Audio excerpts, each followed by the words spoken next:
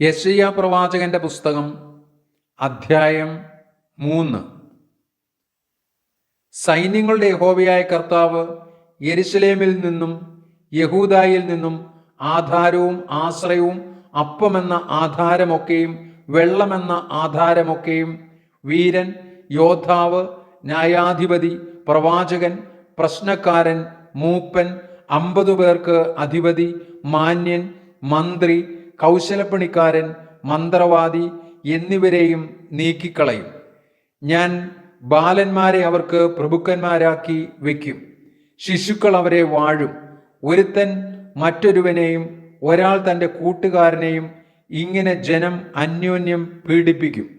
ബാലൻ വൃദ്ധനോടും നീചൻ മാന്യനോടും കയർക്കും. ഒരുത്തൻ തൻ്റെ പിതൃഭവനത്തിലെ സഹോദരനെ പിടിച്ച്, നിനക്ക് മേലങ്കിയുണ്ട്, നീ ഞങ്ങളുടെ അധിപതിയായിരിക്ക, ഈ ശൂന്യശിഷ്ടം നിന്റെ കൈവശം ഇരിക്കട്ടെ എന്ന് പറയും.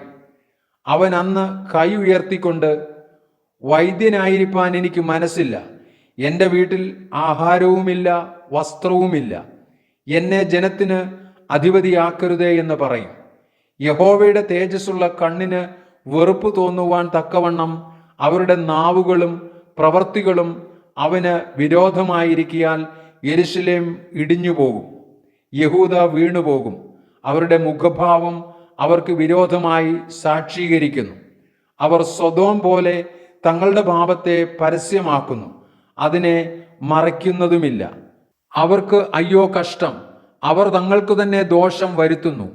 നീതിമാനെക്കുറിച്ച് അവന് നന്മ വരുമെന്ന് പറവിൻ, തങ്ങളുടെ പ്രവൃത്തികളുടെ ഫലം അവർ അനുഭവിക്കും.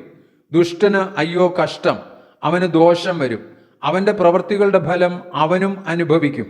എൻ്റെ ജനമോ, കുട്ടികൾ അവരെ പീഡിപ്പിക്കുന്നു, സ്ത്രീകൾ അവരെ വാഴുന്നു. എൻ്റെ ജനമേ, നിന്നെ നടത്തുന്നവർ നിന്നെ വഴിതെറ്റിക്കുന്നു, നീ നടക്കേണ്ടുന്ന വഴി അവർ നശിപ്പിക്കുന്നു. യഹോവ വ്യവഹരിപ്പാൻ എഴുന്നേറ്റ് വംശങ്ങളെ വിധിപ്പാൻ നിൽക്കുന്നു. യഹോവ തൻ്റെ ജനത്തിൻ്റെ മൂപ്പന്മാരോടും പ്രഭുക്കന്മാരോടും ന്യായവിസ്താരത്തിൽ പ്രവേശിക്കും. നിങ്ങൾ മുന്തിരിത്തോട്ടം തിന്നുകളഞ്ഞു, എളിയവരോട് കവർന്നെടുത്തത് നിങ്ങളുടെ വീടുകളിലുണ്ട്. എൻ്റെ ജനത്തെ തകർത്തു കളവാനും എളിയവരെ ദുഃഖിപ്പിപ്പാനും നിങ്ങൾക്ക് എന്തു കാര്യമെന്ന് സൈന്യങ്ങളുടെ യഹോവയായ കർത്താവിൻ്റെ അരുളപ്പാട്.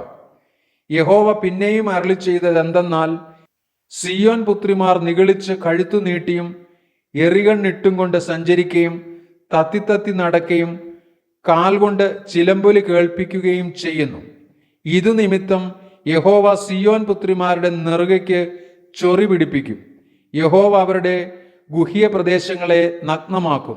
അന്ന് കർത്താവ് അവരുടെ കാൽ ചിലമ്പുകളുടെ അലങ്കാരം, അവരുടെ നെറ്റിപ്പട്ടം, ചന്ദ്രക്കല, കാതില, കടകം, കവണി, തലപ്പാവ്, കാൽത്തള, പട്ടുകച്ച, പരിമളപ്പെട്ടി, തകിട്ടുകൂട്, മോതിരം, മൂക്കുത്തി, ഉത്സവ വസ്ത്രം, മേലാട, ശാൽവ, ചെറുസഞ്ചി, ദർപ്പണം, ക്ഷോമപടം, കല്ലാവ്, മൂടുപടം എന്നിവ നീക്കിക്കളയും.